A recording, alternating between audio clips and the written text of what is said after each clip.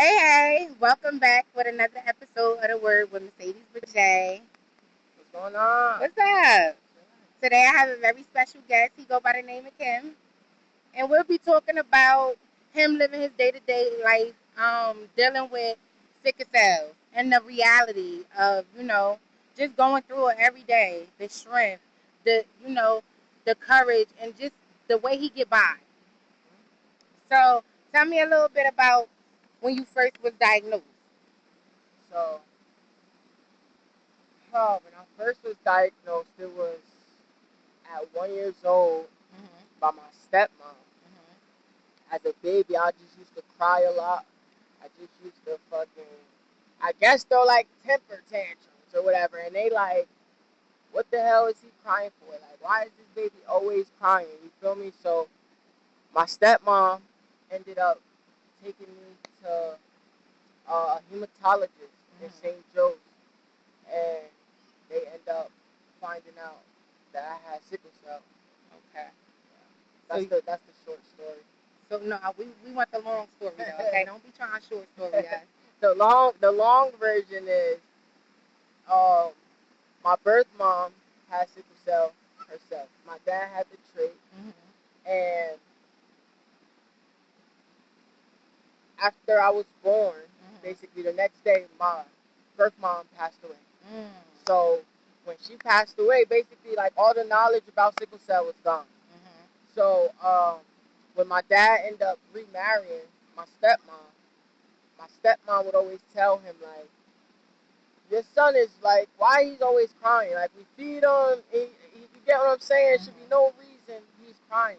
So she felt like she had like a motherly instinct, like something triggered her to where she took me to hematology and St. Joe's, Okay. and they ran all their tests and found out I had sickle cell that way. That's the long Okay. Okay. version. So tell me about your childhood, about living with like how was childhood? Living with sickle cell as a kid is hard because you don't even know what you're going through Mm-hmm. most of the time. You get me? You just know I was outside 1 minute and the next minute I went outside or came in the house. I'm sick. Like Mm-hmm. so, it was hard just trying to understand like what's wrong with me or like why am I not like everyone else? Like Mm-hmm. what's so different? So that's but also with that being said, I had family and friends that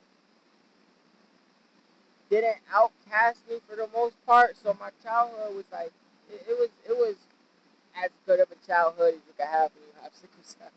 Okay. So at what point would you say that when did you know like realize okay I have this is what I have, or when was you like, because you said you didn't really know as a Yeah. kid, so at what point or at what age did you figure out like what it So was? at 8 years old, I went into the hospital because I was having like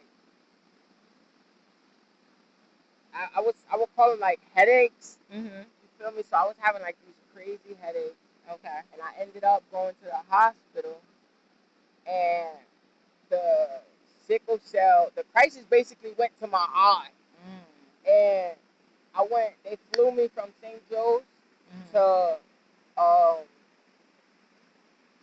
a hospital in New York. Mhm. I can't remember off the top of my head; it was so long ago. But they flew me there, and then it was like basically I was about to lose an eye. So that's like when reality at hit me at that. Like, and they were like using experimental drugs and things of that nature. So that's when it hit me, like Mm. where you like, yo, you gotta tighten up on certain Mhm. shit. You feel me? So yeah. Okay. Okay.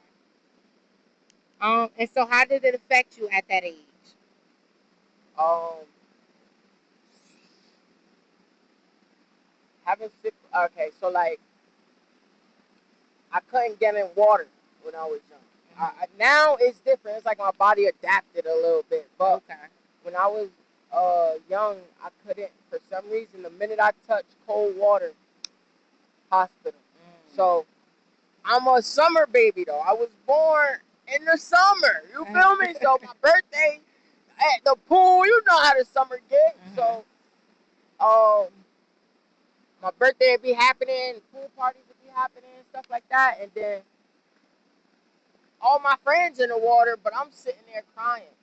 Oh, I want to get in. And my dad was real though. My dad always told me like, I'll let you win, but do you understand what comes with that when you get out? Exactly. Like you want to go back to the hospital. So that was hard trying to get through that shit. Okay. So what motivated you throughout, your process in your day-to-day life?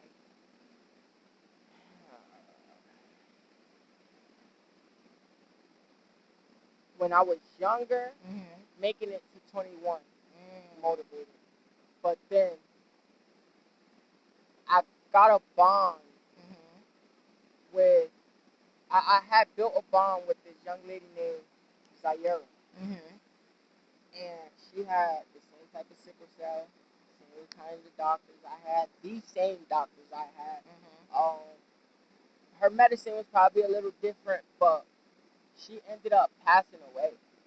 And when that happened, I'm like, what's so different about me? Like, what was different?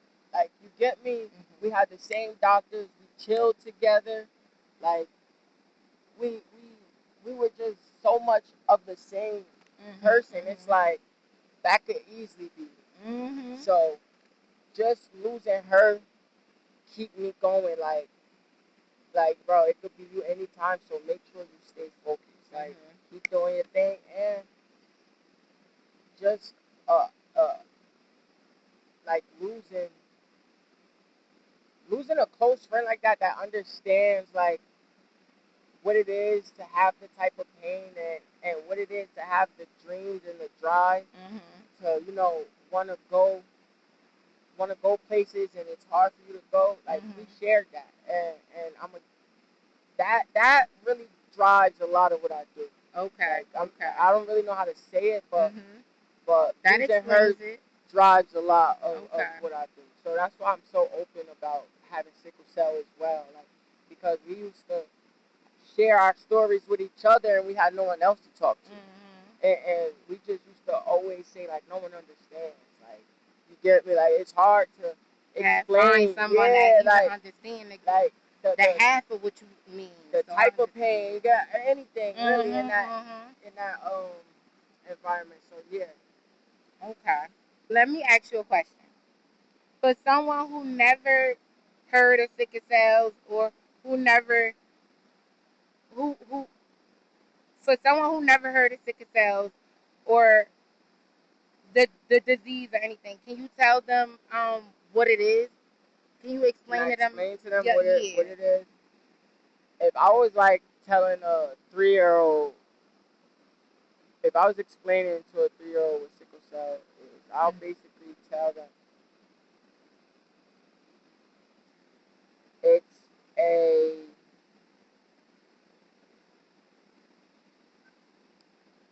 a it's a blood disorder that causes severe pain. So the debilitating pain will be my phrase of the word because the pain gets to the point where you can't do nothing. Where like you truly like stumped. Like what like God, why? Like you at that point where you just screaming like why, how, like what, like help me, like you at that point. So it's definitely a blood disorder that carries debilitating pain. So what's something that kind of like ease the pain for you? Smoking for me personally, like they say weed not good and oh you shouldn't be smoking, but honestly, I'd rather smoke than take 100 pain pills a day. You get me? So that's my relief. Obviously like resting in hot showers, but truthfully smoking in my opinion. Okay. So can you tell me an invisible battle that people might not see that you deal with? Oh, the invisible battle that a lot of us may face. When I say a lot of us, disabilities with pain attached to it. Your mental battle is with the doctor. Is having a doctor like, is he gonna believe me today? I went to the hospital for a week, been in there for a week, got out for 2 days, and now I'm back in here.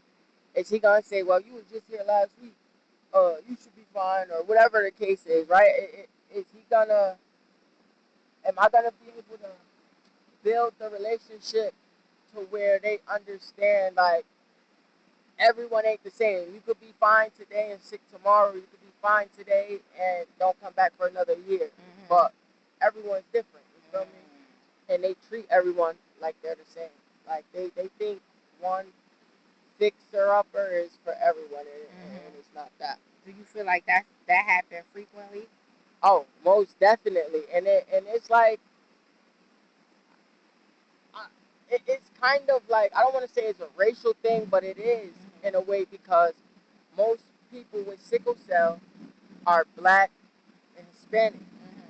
Sickle cell doesn't run in the Caucasian realm. You feel me? So you'll come there and they think they're trying to tell you, oh, Tylenol, ibuprofen. Like, no, that's my pain is a real pain. It's a documented disease, and a lot of these doctors, don't get it wrong, there's a lot of doctors that hold you down and they understand, but the majority of them look at it like, oh, he from the hood, he's been here 4 times this month, he just want pain meds. Like, that's the frequent part I run into, and a lot of my friends run into, like being judged. You feel me? When we just want to get treatment. Excuse me. We recording over here. I don't mean to be mean or rude or nothing, but like, thank you. We talking. Just go around, right? Y'all could go around the camera. Thank you. We could edit that part out. Right. But I really want that part in there. Okay. But yeah, the invisible battle. So it's more so the mental battles back and forth with the doctors. So like they categorize everyone as the same. Like, so this go for cancer patients, this go for patients with diabetes, this go for any one that has like a chronic illness that causes pain. The judgmental part of trying to get your treatment is probably the worst invisible battle you can fight, because you can be in a hospital, like, I'll be in a hospital for 3-4 days, come out the hospital for 4 days, and I gotta go right back. But that day where I feel like I gotta go right back, I'm like, damn, like, I gotta go see these doctors again. They think I'm here for the drugs. They think I'm here. You feel me? Like, they don't know.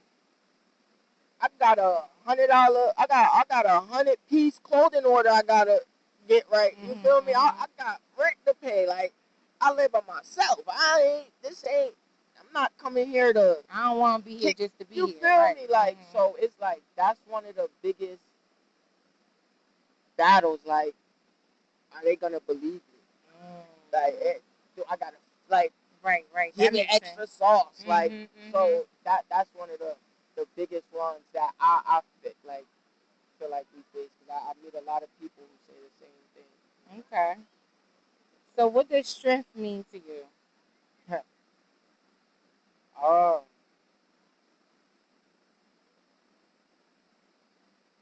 Shit. Because when I look at you, that's what I see. I see strength. Strength and more. Fuck. That's crazy. Like, cause it's certain words that, when you really see the meaning behind it, it's like indescribable. You know, so like,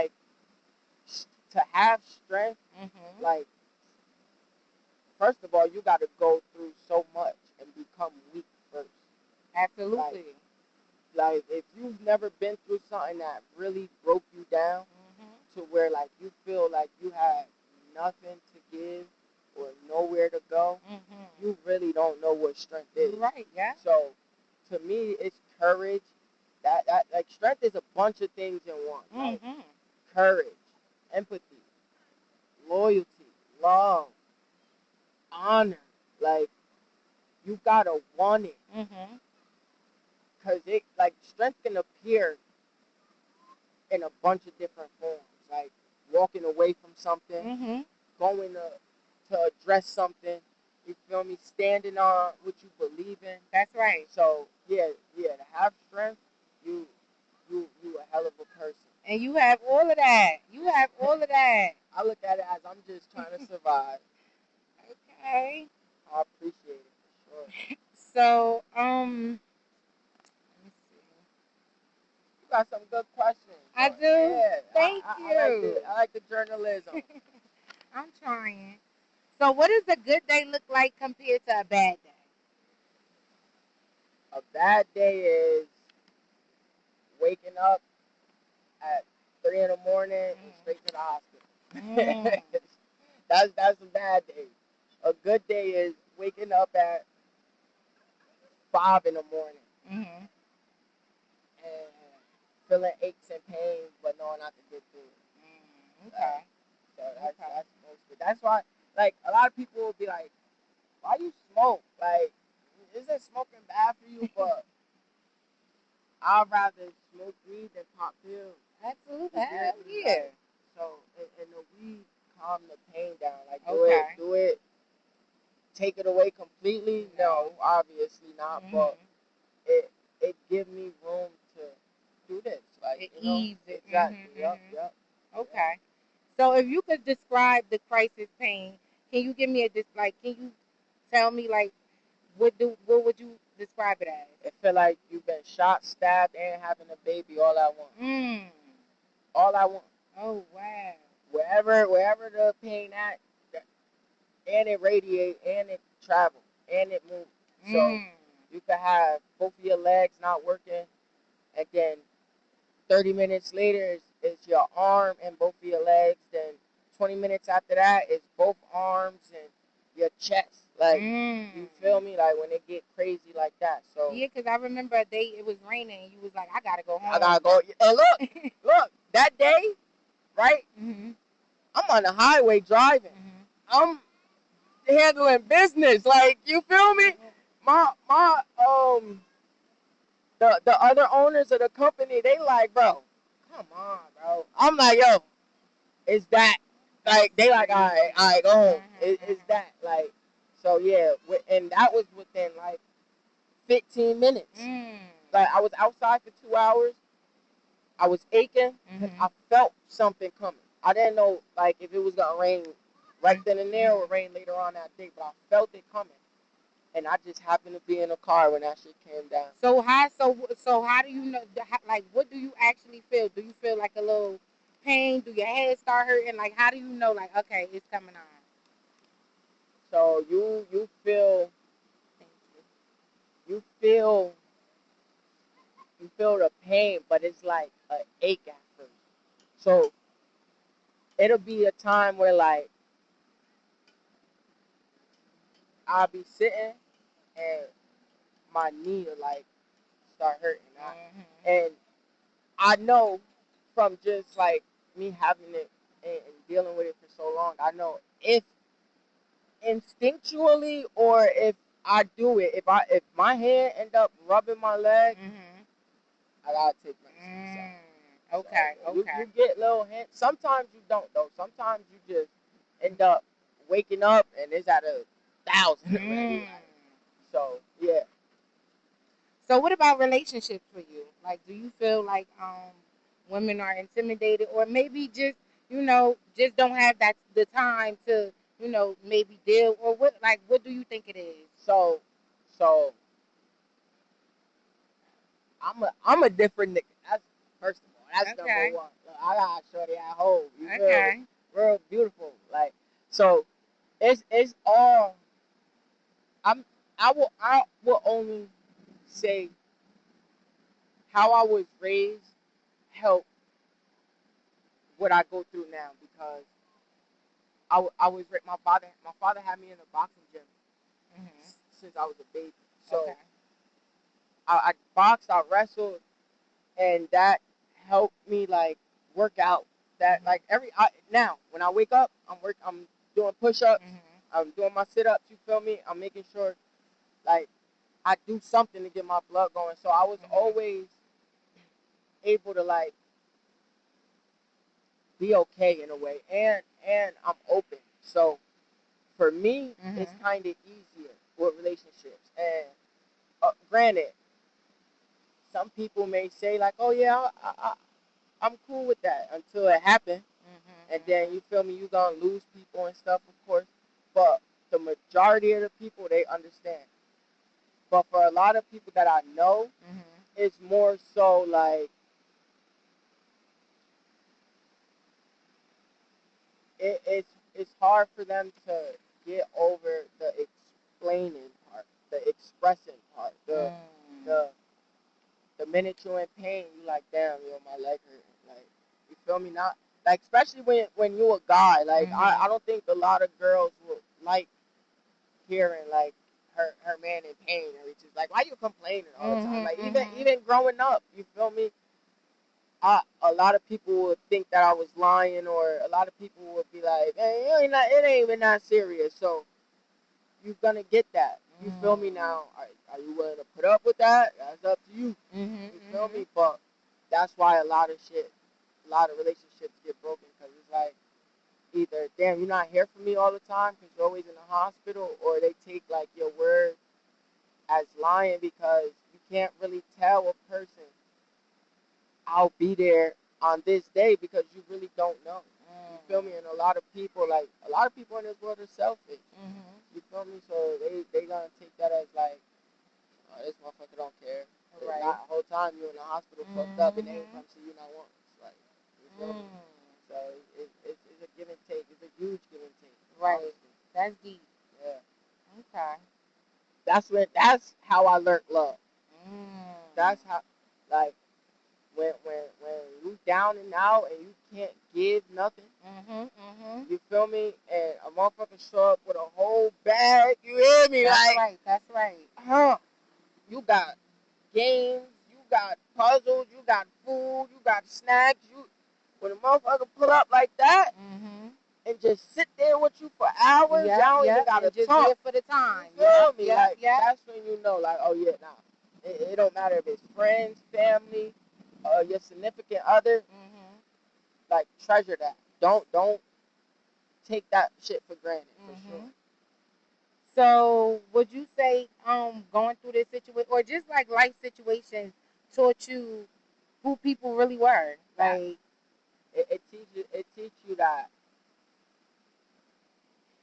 a lot of people use people for who they are and what they have. Oh, absolutely, yes. You feel me? Like, a lot of people even go off your potential. You feel me? They'll be friends with you until they feel like, man, he ain't living up to her potential, or she ain't living up to. They ain't getting us this yacht fast enough. You hear me? And then they bounce, and then 10 years later, you pull up with that yacht, and they want to get on that bitch again. That's how it goes. You hear me? Yeah. That's wow. how. And I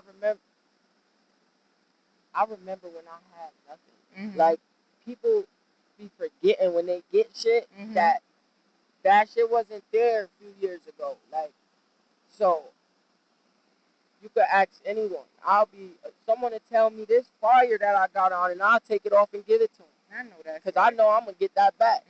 You feel me? They may never see this shit again. So and my father was raised, I wasn't raised, like, my father called it knees in the dirt. And I never understood what that meant. That's deep.